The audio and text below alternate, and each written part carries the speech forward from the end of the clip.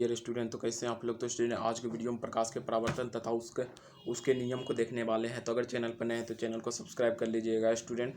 तो चलिए वीडियो को स्टार्ट करते हैं। ओके, तो सबसे पहले देखते हैं कि प्रकाश का परावर्तन क्या होता है, फिर उससे रिलेटेड नियम को देखेंगे। चलिए वीडियो को स्टार्ट करते हैं। तो सबसे पहले मेरे यहाँ आता है प्रकाश का परावर्तन। तो देखिए, प्रकाश का परावर्तन किसी चिकने सतह से टकराकर प्रकाश किरण का अपने ही माध्यम में लौटने की घटना को ही प्रकाश का परावर्तन कहते हैं। ओके, कोई भी, जैसे देखिए, ये चिकना सतह है, स्मूथ सरफेस है। स्मूथ सरफेस मतलब चिकना सतह। ठीक, अगर इस पर कोई भी प्रकाश किरण पड़ रहा है और ये डिफ्लेक्ट होके अपने ही माध्यम में जा रहा है वो, तो इस घटना को ही प्रकाश का परावर्तन कहते हैं। प्रकाश आया और अपने ही माध्यम में चला गया। ओके, किसी सतह से टकराकर, किसी स्मूथ सरफेसेस या फिर चिकना सतह से टकराया और अपने ही माध्यम में चला गया। That phenomena is called reflection of light. Okay, प्रकाश का आना और मुड़ना अपने ही माध्यम में। Okay, in this phenomena is known as reflection of light. Okay, are you getting my point. Hindi में भी बोल देते हैं, किसी चिकने सतह से टकराकर प्रकाश के किरण का अपने ही माध्यम में लौटने की घटना प्रकाश का परावर्तन कहलाता है। ओके, तो और इससे जो कुछ इम्पोर्टेंट, जैसे इंसिडेंट रे क्या होता है, रिफ्लेक्टेड रे क्या होता है, इन आपतन बिंदु क्या होता है, ठीक, नॉर्मल क्या होता है, उसके बारे में हम बता रहे हैं आपको कुछ।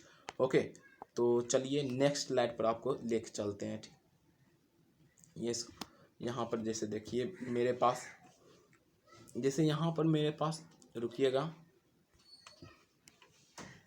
जैसे मेरे पास यहाँ पर एक सरफेसेज है, देखिएगा यहाँ पर सरफेस। ओके, ये थोड़ा सा थी बन गया है, फिर से बनाते हैं।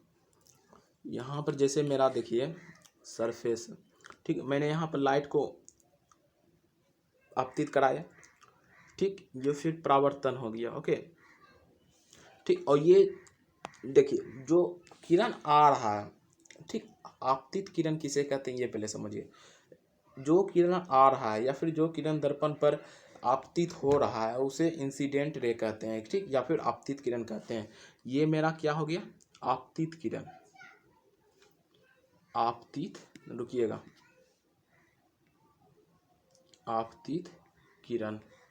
ओके, और जो दर्पण के सतह से जा रहा है, कौन जा रहा है यहाँ, ये दर्पण के सतह पर आ रहा है और दर्पण के सतह से कौन दूर जा रहा है, कौन सा किरण दूर जा रहा है, ये किरण। तो ये किरण क्या हो जाएगा मेरा, परावर्तित किरण। ओके, परावर्तित किरण।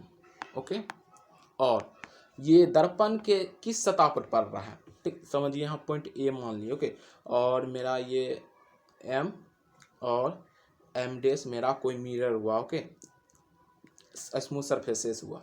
ओके, ये दर्पण के किस बिंदु पर पड़ रहा है, बिंदु ए पर पड़ रहा है, ठीक। ओके, इस बिंदु को ही इंसिडेंट पॉइंट कहते हैं या फिर आपतन बिंदु कहते हैं। ओके, इस बिंदु ए को, ये जो बिंदु है, इस बिंदु को ही आपतन बिंदु कहते हैं। ठीक, इसी से रिलेटेड मेरा एक लॉ भी है जो हम बताएंगे। ओके, बताएंगे इसी वीडियो में। ठीक, इसको कहते हैं आपतन बिंदु।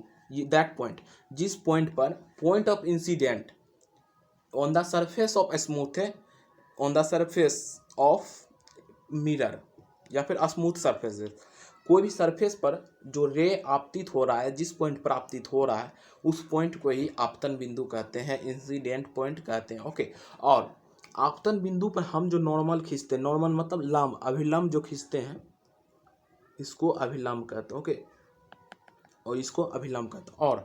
और एक बात हमेशा याद रखिएगा कि इसमें एंगल, हमेशा एंगल का मेजर इंसिडेंट एंगल हो या फिर रिफ्लेक्टेड एंगल हो या फिर आपतन कोण हो या परावर्तन कोण हो। ओके, उसका जो मेजरमेंट होगा नॉर्मल से ही होगा। ओके, नॉर्मल से ही होगा, मतलब अभिलंब के अनुसार, अभिलंब से ही हम मापेंगे एंगल को। ओके, तो चलिए प्रकाश के परावर्तन के नियम को आपको दिखाते हैं, प्रकाश के परावर्तन के नियम, फिर वीडियो को एंड करेंगे। ओके,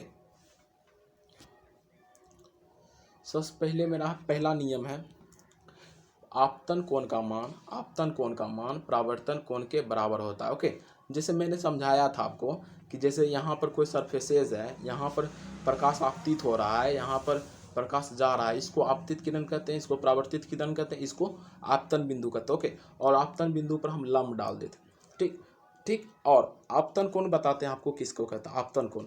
अभिलंब और आपतित किरण के बीच जो एंगल बनता है उसको आपतन कोण कहते हैं। ओके, तो आपतन कोण का मान मेरा समझिए आई हो गया, आई मान लिए। ठीक, और परावर्तन कोण किसे कहते हैं, तो अभिलंब और परावर्तित किरण के बीच जो एंगल बनता है उसे परावर्तन कोण कहते हैं। ओके, इसको हम समझिए रिफ्लेक्टेड एंगल आर है। ओके, और इस नियम के अनुसार, प्रकाश के परावर्तन के पहला नियम के अनुसार आपतन कोण का जो मान होता है परावर्तन कोण के मान के बराबर होता है।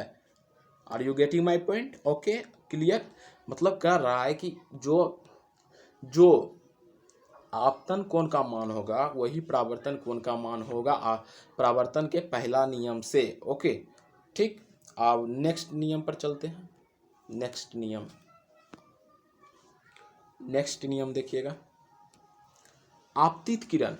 देखिए, आपतित किरण, परावर्तित किरण और आपतन बिंदु पर डाला गया लंब तीनों एक ही समतल में होते हैं और ये समतल सतह परावर्तक सतह के लंबवत होते हैं। देखिए, आपको मैंने पहले आपतित किरण, परावर्तित किरण और आपतन बिंदु समझाया, नॉर्मल समझाया। आपतन बिंदु पर हम एक लंब खींचते हैं, उसी लंब को ही हम नॉर्मल इंग्लिश में बोलते हैं अभिलंब खींचते हैं। ठीक, ओके, एंगल मेजर करने के लिए। ठीक, अब देखिए दूसरा नियम आप समझिए। जैसे कह रहा है, जैसे मेरा ये सरफेसेज हुआ। ओके, एक रे आया, फिर रे चल गया। ये जो आपतित किरण आया,